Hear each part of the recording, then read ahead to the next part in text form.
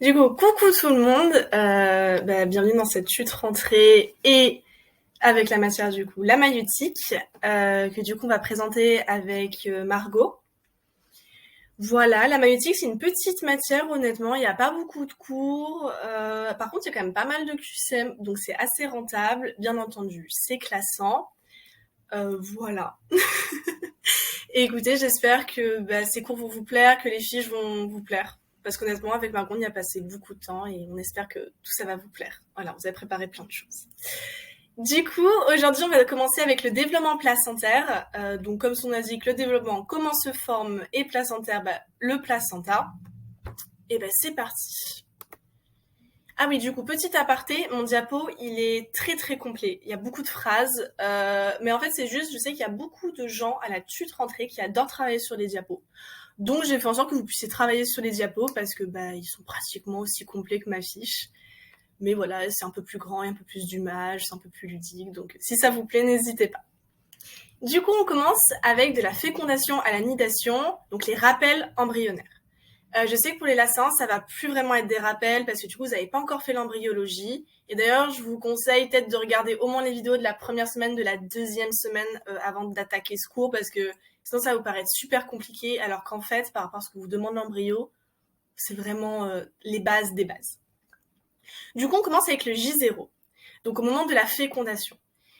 Déjà, il faut savoir que l'ovule, il est entouré de sa membrane bellucide. Donc, c'est une petite membrane que vous pouvez plus ou moins voir là.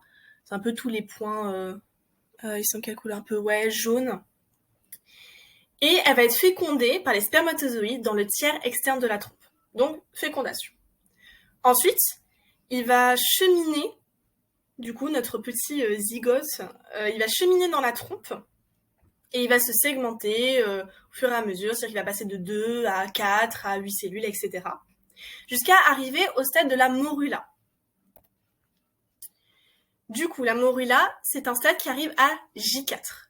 C'est vraiment une sphère pleine avec plein de cellules super compactes. Et elle va du coup arriver à ce stade juste... en fait, elle va rentrer dans la cavité utérine pratiquement à ce moment-là. Donc c'est un peu comme vous pouvez le voir sur le schéma J4, il y a la flèche, tac, vraiment elle rentre dans la cavité utérine. Ensuite, la morula va se transformer en un autre stade embryonnaire, que l'on appelle du coup le blastocyste. Ce blastocyste, il est creusé d'une cavité qu'on appelle le blastocèle. Et ce blastocyste, il se compose du coup d'une couche cellulaire externe, qu'on appelle le trophoblaste ou trophectoderme. C'est un autre terme que vous pouvez trouver, mais en général, on utilisera trophoblaste, honnêtement. Et à l'intérieur de ce dernier, on y trouve le bouton embryonnaire, ou masse cellulaire interne. C'est encore un autre terme. Voilà, plein de termes, mais c'est pas vraiment ce qui tombe, vous inquiétez pas là-dessus. Juste voilà, faut bien comprendre. Ah, j'ai oublié de passer à diapo, pardon. Tac. Du coup, voilà, J6, J12, là, on a à peu près le stade du blastocèle, donc juste après la morula. Et ensuite, après 2 jours de vie, du coup, sans implantation, de J4 à J6, juste il se balade, il va enfin s'accoler à l'épithélium utérin par son pôle embryonnaire. Ça, c'est plus le pôle embryonnaire. Pas par le pôle anté, par le pôle embryonnaire. Et ensuite, il y a lieu, entre J6 et J12, ce qu'on appelle l'implantation ou la nidation. C'est-à-dire que du coup, notre petit embryon, il va essayer de rentrer dans l'utérus, enfin non, surtout pas dans l'utérus complet, attention, dans la muqueuse utérine, pour en fait se développer, former son placenta, plein de choses importantes. Voilà. Du coup, le placenta, il va se former lorsque le blastocyte, justement, il va s'insérer dans ces cellules épithéliales, ce qui est du coup une action très invasive, vous vous en doutez. On va donc avoir un enfouissement progressif de l'œuf jusqu'à ce qu'il soit complet finalement. Il rentre complètement dans cette muqueuse. Du coup, là, plus ou moins, on a fini nos petits rappels. Voilà, c'était vraiment pas très long. Donc vraiment, vous inquiétez pas. Au début, pour les lacins, j'essaie de pas trop vous les faire tomber. Parce que je veux vraiment que vous ayez le temps de bien comprendre l'embryologie. Donc vraiment, premier EB, ça va pas être ma priorité. Je pense qu'il y a d'autres choses beaucoup plus intéressantes en maïeutique que ces petits rappels. Voilà, comme ça, vous vous inquiétez pas trop. Du coup, maintenant, on va passer aux formations des villosités choriales. Ça, c'est ce qui nous intéresse. En fait, notre placenta, il est formé de villosités choriales. Donc, il faut qu'on étudie comment ça se passe. Donc déjà, là, on est à J6, J7. On a donc notre petit bouton embryonnaire, donc EB. On a notre syncytiotrophoblast, donc en jaune, là, orangé à peu près, qui est vraiment, comme vous pouvez le voir, sur l'endomètre, vraiment, elle est juste au contact. Donc ça, on va dire que c'est plutôt la couche externe. Et du coup, ce qui fait tout le tour, là, autour de la cavité, c'est ce qu'on appelait le cytotrophoblast. Donc ça, c'est plutôt la couche, on va dire, interne. Voilà. Ensuite, on avance un peu. On est là maintenant vers J7, J8. Donc là, on voit que notre enfouissement de l'œuf, il avance bien, hein, parce qu'il y a pratiquement tout qui est rentré, on va dire. On a toujours notre cytotrophoblast en interne et notre syncytiotrophoblast, donc notre STT, parce que ça va être un peu long à force, notre STT, qui vraiment arrive bien dans notre endomètre. Et à l'intérieur de ce STT, comme vous pouvez bien le voir, on a des petites vacuoles qui se forment. Et ces vacuoles, elles sont très importantes. Et elles se forment du coup à peu près vers le 8e jour. J7, J8, bon, voilà. À peu près dans ces eaux-là. Ensuite, on avance encore un peu. Là, on est à J8, J9.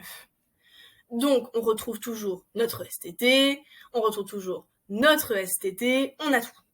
Voilà. Sauf que là, maintenant, nos vacuoles, elles vont encore s'agrandir pour former des lacunes. Et entre chaque lacune, on a des travées syncytiales. Et en fait, ces lacunes que vous voyez là, elles vont constituer du coup un espace, un creux, qui plus tard va former en fait la chambre intervilleuse. Et la chambre intervilleuse, c'est là où va se passer tous les échanges sanguins. C'est vraiment un élément important de notre placenta. Et là maintenant, on arrive dans vraiment la formation des villosités choriales. C'est-à-dire à partir de J13, on dit J13, mais en vrai J12, 15, c'est mieux. On a du coup le cytotrophoblast qui va venir envahir notre travée de syncytium. Comme vous pouvez le voir là, le rose, vraiment il arrive dans le STT, alors qu'avant il était vraiment en surface, comme vous pouvez le voir en haut. Et là vraiment, hop, il arrive dedans. Et cela, ça va du coup vous former nos villosités choriales primaires. Ensuite, donc encore un peu plus tard, on avance toujours vers J15, J21. Nos villosités primaires, elles vont être envahies par le parenchyme allantoïdien, mot très compliqué, très long, d'origine embryonnaire. On l'appelle aussi le mésenchyme extra-embryonnaire en embryo. En vrai, c'est un peu plus simple, mais les deux, c'est la même chose. Et cela va donc nous constituer nos villosités choriales secondaires.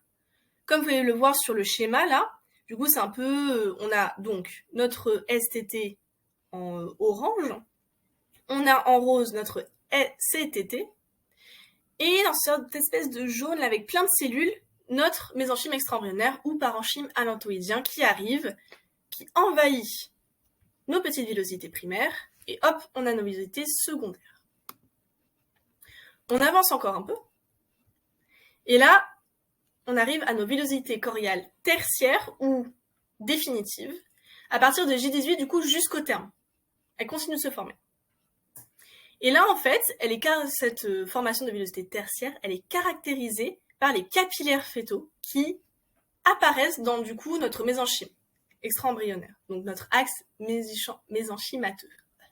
Beaucoup de termes très compliqués. Et du coup, en fait, cette vascularisation, c'est vraiment la base de cette formation de la villosité tertiaire. Du coup, vous pouvez les voir là, dans le MME. Du coup, petit récapitulatif, parce que c'est long tout ça. Il y a beaucoup d'étapes. Donc, on voit bien que notre villosité primaire, c'est du STT, dans lequel du CTT, c'est là envahi. C'est pas très clair, je recommence ma phrase. Du coup, on a bien notre STT qui s'est fait envahir par du CTT, villosité primaire. Notre villosité secondaire, elle a été, du coup, notre villosité primaire qui a été envahie par du MME. Et enfin, notre villosité tertiaire, c'est du coup toute notre villosité secondaire qui a été cette fois-ci envahie par des capillaires. On a donc apparition d'une vascularisation. Ok. À savoir aussi, je sais qu'il y a beaucoup de J. En vrai, le proc, il vous piégera pas vraiment là-dessus, c'est pas son intérêt. Vraiment. C'est-à-dire qu'il va pas s'amuser à dire que les vacuoles, elles apparaissent à J6, mais en fait, c'est J8. C'est tellement trop précis et c'est un peu des résumés de résumés. C'est en moyenne, c'est ça peut arriver avant, après, on ne sait pas, c'est trop complexe l'embryologie. En vrai, si vous piège, je vais vous dire que les vacuoles, au lieu de J8, elles arrivent à J38, quoi. Vraiment des pièges tellement obvious qu'on peut pas le compter vrai. Donc vraiment, vous inquiétez pas trop sur la date, même moi, je vais pas être très méchante dessus, parce que c'est pas l'intérêt, en fait, de la maïeutique. Ok. Du coup, maintenant, la formation. Toujours la formation des visites coriales. Je me perds dans mon propre diapo.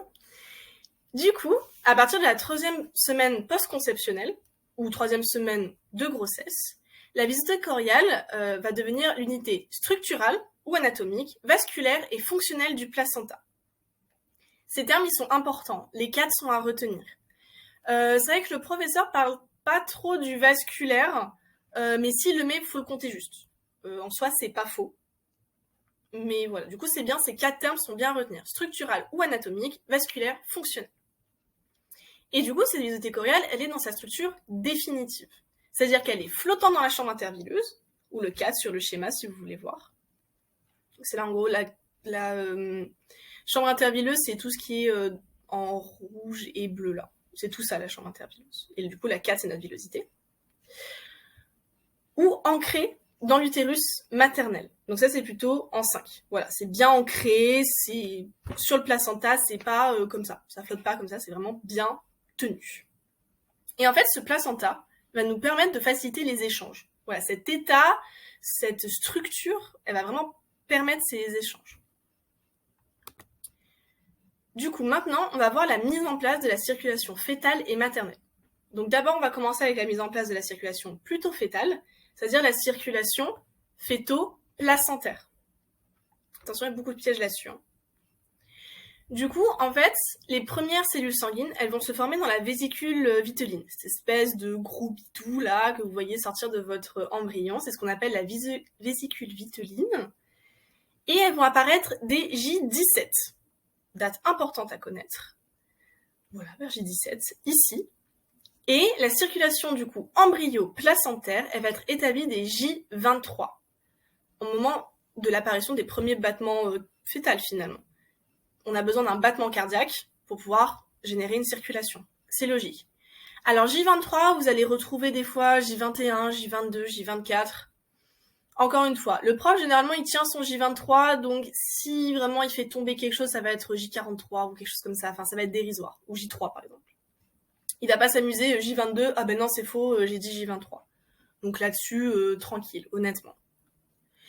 Et du coup, notre circulation intra-embryonnaire, elle va être raccordée aux vaisseaux vasculaires constitués dans le chorion villon par l'intermédiaire des vaisseaux allantoïdiens qui sont développés dans le pédicule embryonnaire. Oula, beaucoup d'infos. Cette phrase, elle est un peu compliquée. En fait, ça veut dire que notre circulation, elle est reliée par ces vaisseaux-là qu'on a dans le pédicule embryonnaire, qu'on appelle finalement des vaisseaux allantoïdiens. C'est tout. Pas plus compliqué. Sauf que, surtout pour les LAS2 qui ont vu à peu près l'embryogenèse, en fait, on va avoir une délimitation de l'embryon qui arrive à la 4e semaine post-conceptionnelle. Et du coup, les éléments du pédicule embryonnaire, ici, ils vont être dans une structure limitée par de l'amniose qu'on appelle le cordon ombilical. Et du coup, on ne peut plus les appeler vaisseaux allantoïdiens. Du coup, ce sera juste les vaisseaux ombilicaux. Ils deviennent les vaisseaux ombilicaux. Mais en ça, c'est la même structure. Le nom change car la délimitation est passée.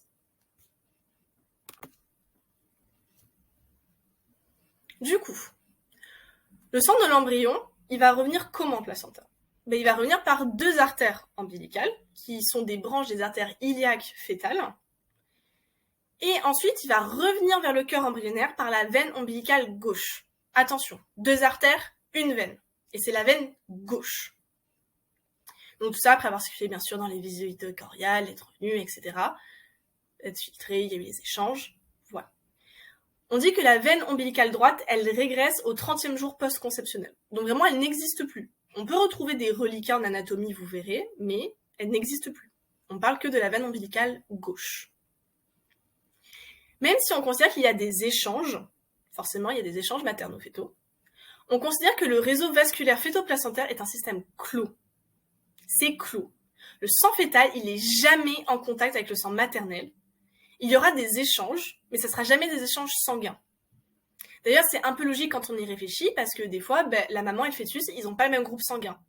Et du coup, ça ne marche pas. Si jamais elle est A- et que son bébé il est B+, s'il y a des échanges sanguins, c'est pas bon ni pour l'un ni pour l'autre. Donc on a bien des échanges, notamment par exemple d'hormones, on le verra, on a des échanges nutritionnels, mais jamais d'échanges sanguins.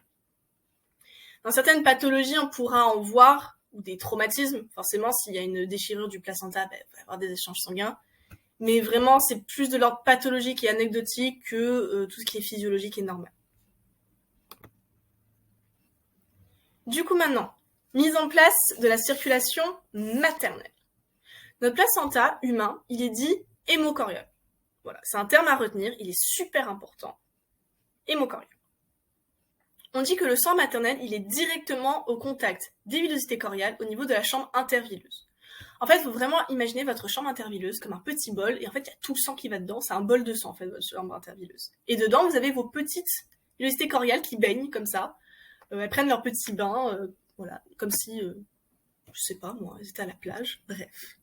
En tout cas, le sang maternel, tac, il est dans la chambre intervilleuse, tranquille, voilà, et vous avez vos petites villosités coriales qui sont dedans et qui flottent. Au niveau circulation, alors là, va falloir s'accrocher. C'est important de retenir l'ordre. On a d'abord les artères utérines qui vont se diviser pour donner les artères arquées, qui vont ensuite se diviser pour donner les artères radiaires, qui vont traverser à ce moment-là le myomètre, avant de se retransformer en une artère spiralée au niveau de l'endomètre. C'est lourd. Pour cela, j'ai un petit mémo. Alors, il y en a, le mien, je vous l'ai mis dans la fiche parce que vraiment j'en ai excessivement honte, mais il marche. Je vais plutôt reprendre celui de l'année dernière qui honnêtement est un peu plus basique et je trouve quand même qu'il est mieux. C'est du coup, il faut juste retenir UARS. En résumé, il faut juste retenir que le U c'est premier parce que c'est utérine, c'est logique, et le reste, en fait, c'est dans l'ordre alphabétique. A, R et S. Du coup, U pour artère utérine, A pour artère arquée, R pour radiaire, qui sont donc bien dans le myomètre, et S pour le spiralé, qui sont bien dans l'endomètre. Ouais, de toute façon, le mémo est juste sur ma fiche, je vous le remettrai sans souci. Du coup, le sang maternel, on a dit qu'il circulait autour des villosités placentaires. Et c'est là où, du coup, on va avoir tous les échanges mère-fœtus. Le sang, ensuite, il va être repris par ce qu'on appelle des sinus veineux, qui s'ouvrent largement dans la chambre intervilleuse, puis, donc, du coup, il va repasser vers les vers utérines. En fait, il faut vraiment imaginer que c'est un bol, et on va dire sur un côté, il y a une sorte de trou, un entonnoir, ce qu'on appelle un sinus, et ça revient ensuite, du coup, dans la circulation veineuse. Voilà. Petit mémo. Du coup, maintenant, on va passer aux formations des membranes fœtales. Ça, c'est super important. Les membranes fœtales, en fait, c'est tout ce qui est autour de notre petit fœtus. Parce que comme vous savez, il baigne dans le liquide amniotique, voilà, tranquille. Mais du coup, le col de l'utérus, ou l'utérus même, est pas super perméable. Donc on peut pas se permettre juste d'avoir du liquide comme ça. Il faut bien qu'il soit entouré d'une membrane. Et ça, c'est ce qu'on appelle les membranes fœtales. Du coup, les membranes fœtales, elles s'insèrent sur les bords du placenta. C'est là, en fait, où tout tient, quoi. Vraiment, notre placenta, il a les rôles à la fois du coup vasculaire, mais aussi du coup de soutien de nos petites membranes. Et du coup, ça va entourer toute la cavité amniotique, comme je vous ai expliqué. Leur structure à ces membranes, on dit qu'elle est définitive à partir du 4e mois. Date super importante. Je ne vais pas vous lâcher là-dessus, je vous le dis. Les membranes, elles sont composées de 2 tissus distincts. On a d'un côté, du coup, l'amnios, qui est orienté vers la face fœtale. On a le chorion, qui est en contact étroit avec la décidue. Décidue, on va dire que c'est un peu l'utérus, pour vous donner un exemple. C'est pas vraiment ça, mais voilà. Du coup, amnios, fœtal, chorion, la maman. Pour faire encore plus simple. Du coup, l'épithélium amniotique, il va se différencier à partir des cellules du bouton embryonnaire. Donc en résumé, tout ce qui est plutôt amnios fœtal, ça va être le bouton embryonnaire, et le trophoblaste chorionique, à partir du chorion, comme vous pouvez le voir. Trophoblaste. Ça va plutôt être le trophoblaste du blastocyste, ça va, donc trophoblaste, et tout ce qui est amnios, ça va plutôt être le bouton embryonnaire.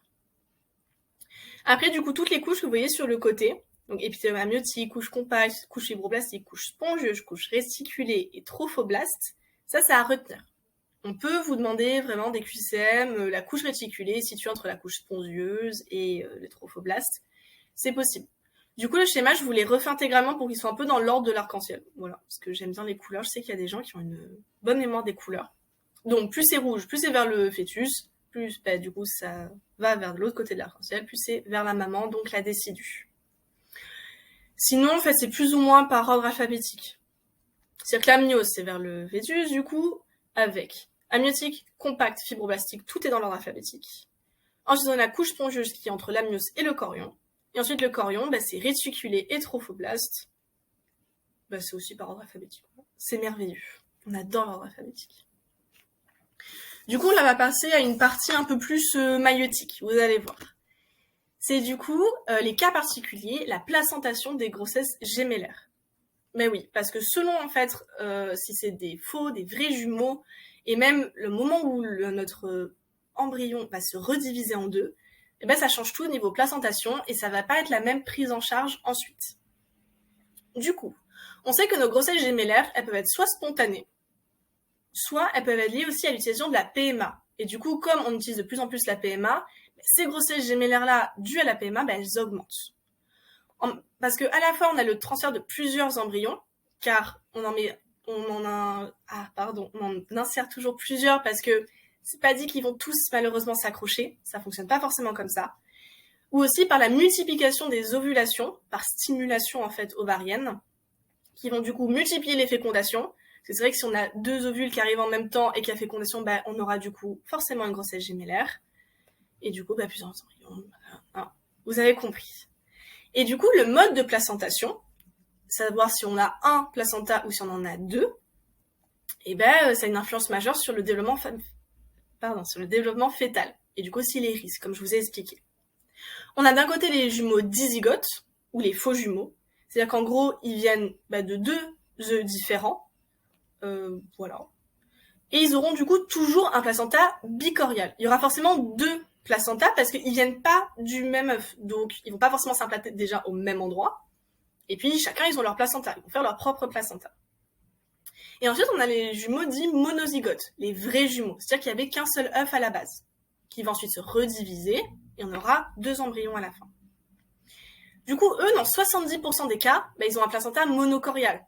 Ils viennent du même œuf. S'ils se divisent pas tout de suite, ils ont plus de chances en fait de faire le même placenta pour eux deux.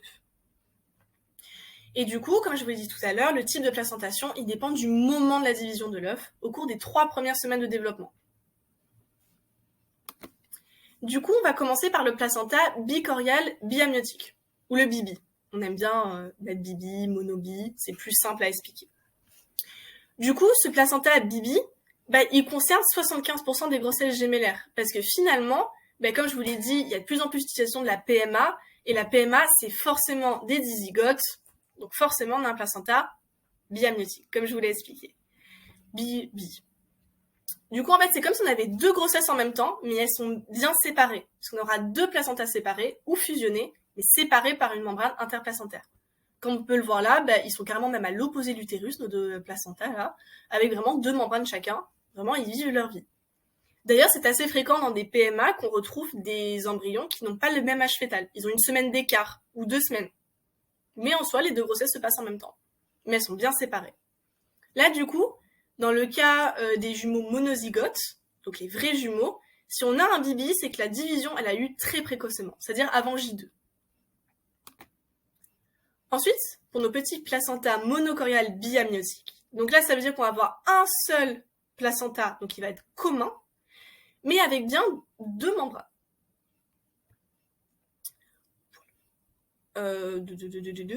Et donc, on va avoir des anastomoses constantes entre les 2 jumeaux. Mais oui, on a le même placenta. Donc, forcément, tout doit être bien réparti. Mais du coup, cela peut entraîner une pathologie. Oui, parce que si jamais ces anastomoses, ça marche pas trop, on peut avoir un syndrome du transfuseur transfusé, qui peut donc entraîner une mort fœtale in utero. C'est-à-dire qu'il y a un des 2 fœtus qui va prendre tout le sang pour lui, tout pour lui. Donc, en fait, il va entraîner malheureusement la mort de son frère ou sœur jumelle, jumeaux jumelles. Et du coup, lui aussi, en général, va mourir par la même occasion. S'ils partagent quand même l'utérus en commun. Et du coup, oui, pour nos petits... donc ça concerne forcément des monozygotes. Puisque, je le rappelle, encore une fois, je vais bien insister là-dessus, les bibis, c'est toujours pour les jumeaux dizygotes. Toujours. Les jumeaux dizygotes ont toujours un bibi. Et là, notre division, elle a lieu entre J3 et J7, à peu près. Ensuite, pour notre placenta monocorial monoamniotique, on retrouve du coup une seule masse placentaire et une seule cavité amniotique. Donc les cordons, ils sont habituellement insérés vraiment l'un très près de l'autre. On retrouve toujours des anastomoses vasculaires qui sont constantes et les circulations, elles sont totalement partagées. C'est vrai que moi, je trouvais que c'était pas très intuitif, parce que oui, du coup, on va pas avoir de STT. Et en général, je me retenais que, en fait, il y en a pas un des deux qui va prendre tout le sang à l'autre, parce qu'il se voit. Bon, en vrai, il se voit pas. Mais moi, c'était mon petit mémo de me dire, en fait, s'il se voit, donc il peut pas dire, je vais tuer mon frère alors qu'il est en face de moi. C'était mon petit mémo. Mais du coup, ça peut amener une autre pathologie qui est l'enchevêtrement des cordons. Oui, nos cordons, ils sont vraiment très rapprochés l'un de l'autre. Et un fœtus, il est pas, il bouge, enfin, c'est pas juste, il bouge pas, il attend. Il va forcément avoir des mouvements fœtaux, donc à force de tourner, on va avoir du coup un enchevêtrement des cordons qui peut aboutir à une striction, c'est-à-dire que il va tourner de sorte que le sang il passe plus, il est trop compressé, un peu comme un garrot, et du coup plus de sang, donc mort fœtale in utero. Là du coup notre division aussi elle a eu très tardivement, c'est-à-dire après J8. Donc là je vous ai fait un petit récap des familles. Donc jumeaux dizygotes d'un côté et monozygotes de l'autre. Donc on voit bien que les dizygotes, ils donnent toujours des placentas bibi. Et que les jumeaux monozygotes, ils peuvent finalement donner les trois. On a une division précoce bibi. Entre J3 et J7, monobi. Et si division tardive après J8, on sera plus sur un placenta momo. Et voilà, c'est fini pour ce premier cours. Il a l'air un peu dense. En vrai, vous allez voir que les QCM, c'est toujours à peu près la même chose qui tombe, notamment le type de placentation, la formation des vésicles coriales, ça c'est plus. Voilà, c'est vraiment les deux grosses parties qui vont tomber, à peu près. Je vais essayer quand même d'être pas trop méchante sur les QCM, surtout pour les LAS 1. Parce que honnêtement, je sais que sans avoir fait l'embryo, c'est beaucoup plus compliqué. Du coup, j'espère que ça vous a plu comme petit cours, que j'ai pas été trop rapide. Et voilà. Et du coup, on se retrouve pour un prochain épisode. Bon courage à tous pour cette suite rentrée. Ciao, ciao!